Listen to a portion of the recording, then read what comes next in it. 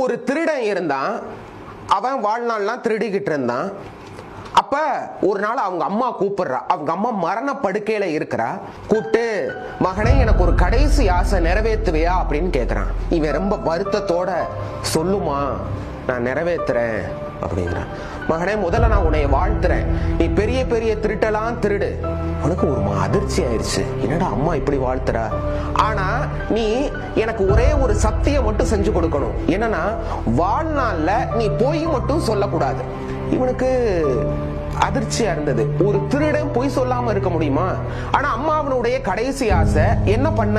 சரிம்மா அப்படின்னு சொல்லிட்டு அவன் அந்த சத்தியத்தை நிறைவேற்றுறான். சத்தியம் பண்ணி கொடுத்துட்றான். அம்மா இறந்து போயிட்டா, காரியங்கள்லாம் முடிஞ்சது. அப்ப இவன் வழக்கம் போல திருட ஆரம்பிக்கணும்ல. அப்ப ஒரு நாள் இரவு இவன் திருட போறான். ஒரு அரண்மனைக்கு வெளியே நிக்கிறான். எப்படி எப்படிலாம் திருடலான்னு சொல்லிட்டு யோசிக்கிட்டு இருக்கிறான். அப்போ ஒரு குதிரையில ஒருத்தர் வராரு. குதிரையில வந்த போது இந்த திருடனை பார்த்து கேட்கிறாரு, எங்க போற, என்ன செய்ய போற, யார் நீ அப்படின்னு கேட்கிறாரு. இவன் தான் பொய் சொல்ல மாட்டானே, நான் திருட போறேன், இந்த அரண்மனையில போய் திருட போறேன் அப்படிங்கிறான். ஓ அப்படியா, நானும் திருடத்தான் வந்து இருக்கிறேன், நம்ம 2 பேரும் சேர்ந்து போய் திருடுவோமா அப்படின்னு கேட்டான். சரி ஓகே, இப்ப என்ன அப்படின்னு சொல்லிட்டு 2 பேரும் சேர்ந்து திருட போறாங்க. அப்ப அந்த குதிரையில வந்தவன் என்ன சொல்றான், நான் வெளியே நின்று பாதுகாத்துக்கிறேன், யாராவது வாராங்களா அப்படின்னு சொல்லிட்டு நான் பாக்குறேன், நீ உள்ள போய் திருடு, திருடுறதா ஆளுக்கு பாதி பங்கு வச்சுக்கலாம் அப்படிங்கிறான். இவனுக்கு இது சரின்னு பட்டது. சரி ஓகே, நீ வெளியே இரு, நான் பாத்துக்கிறேன் அப்படின்னு சொல்லிட்டு இவன் வெளியே நிக்கிறான். அந்த குதிரையில வந்தவன் திருடன் உள்ள போறான்.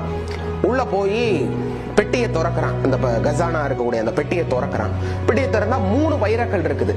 இந்த திருடன் யோசிக்கிறான், இருக்குது 2 பேரு, வைரக்கல்ல சாமானியமா உடைக்க முடியாது. அப்ப ஆளுக்கு ஒரு வைரக்கல்ல எடுத்துக்கிடுவோம், ஒரு வைரக்கல்ல உள்ள வச்சுக்கிடுவோம். எதுக்கு அப்படின்னு சொல்லிட்டு ஒரு வைரக்கல்ல உள்ள வச்சுட்டு 2 வைரக்கல்ல வெளியே எடுத்துட்டு வந்து ஆளுக்கு ஒன்னொன்னு வச்சுக்கிட்டு போயிட்டாங்க. மறுநாள் இது அரசருக்கு தெரியுது. இன்வெஸ்டிகேஷன் நடக்குது.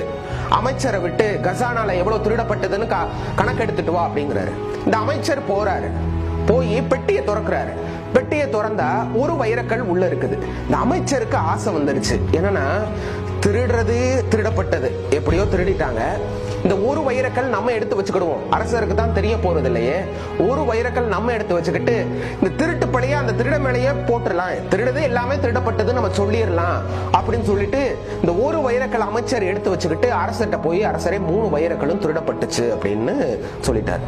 உடனே ஊர் மக்கள் எல்லாத்தையும் கூப்பிடுறாரு அரசர். ஒவ்வொரு ஆள்கிட்டயா இன்வெஸ்டிகேஷன் நடக்குது. அப்ப இந்த ஊர்ல இந்த திருடனும் இருக்கிறான், அவனும் வாரான். அவனு வந்தோடனே அவன்கிட்ட இன்வெஸ்டிகேஷன் நடக்குது. என்ன நீ திருநையா அப்படின்னு சொல்லி இந்த திருடன்ட்ட கேட்கறாங்க. ஆமா சாமி, நான் தான் திருடினேன். ஏன்னா இவன் தான் பொய் சொல்ல மாட்டானே, நான் தான் திருடினேன். எவ்வளவு திருடினேன் அப்படின்னு கேட்கிறாரு அரசர். 2 வைரக்கல் எடுத்தேன். இந்த அமைச்சர் இருந்துகிட்டு உடனே, இல்ல பொய் சொல்றான், இவன் 3 வைரக்கல்லும் எடுத்திருக்கிறான், இவன் பொய் சொல்றான் அப்படிங்கிறான். இல்ல அரசே, நான் 2 வைரக்கல் தான் எடுத்தேன் அப்படின்னு இந்த திருடன் சொல்றான். அமைச்சர் வந்து 3 வைரக்கல் எடுக்கிற. இப்படி மாத்தி மாத்தி 2 பேரும் சொல்லிக்கிட்டே இருக்கிறாங்க. டக்குன்னு அந்த அரசர் சொன்னாரு, அவன் 2 வைரக்கல் தான் எடுத்தான் அப்படிங்கிறாரு. எல்லாத்துக்கும் திகைப்பா இருந்தது. எப்படி இப்படி சொல்றாரு? நேத்து குதிரையில நான் தான் மாறு வேஷத்தோட வந்தேன், நானும் இவனும் தான் சேர்ந்து போய் திருட போனோம். இவன்ட்ட நான் கேட்டேன், என்னன்னா எங்க போறேன்னு கேட்டேன். திருட போறேன்னு சொன்னான்.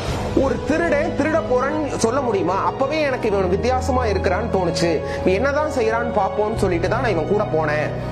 அப்ப இவன் 2 வைரக்கல் தான் எடுத்துட்டு வந்தான், ஆளுக்கு ஒரு வைரக்கல் எடுத்துக்கிட்டோம்னு சொல்லிட்டு அரசர் தான் வச்சிருந்த வைரக்கல்லை எடுத்து காமிக்கிறாரு.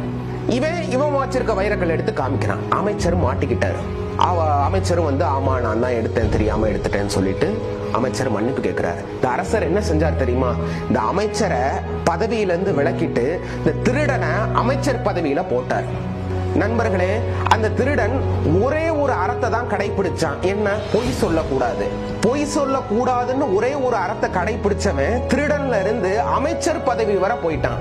வாழ்க்கையில நாமளும் ஒரே ஒரு அறத்தை கடைபிடிச்சா போதும், அந்த அறம் பல அறங்களை கூட்டிட்டு வந்து நம்மள வாழ்க்கையை வெற்றி அடைய செய்யும். ஒரு உதாரணம் சொல்லவா? நாம எஸ்கலேட்டர்ல போறோம், என்ன செய்யறோம்? 10 படி ஏறுறோமா? கிடையாது. ஒரே ஒரு படியில தான் ஏறி நிக்கிறோம்.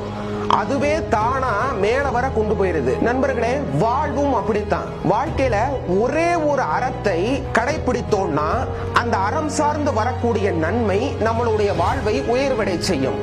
தமிழ்ல கடைப்பிடிப்புன்னு ஒரு வார்த்தை இருக்குது. என்ன அர்த்தம்? ஒரு செயலை அல்லது ஒரு அறத்தை கடைசி வரை நழுவாமல் இறுகி பிடிப்பது. அந்த அறத்தை எக்காரணத்தை கொண்டும் நான் விடமாட்டேன் என்ற ஒரு துணிவோட இறுகி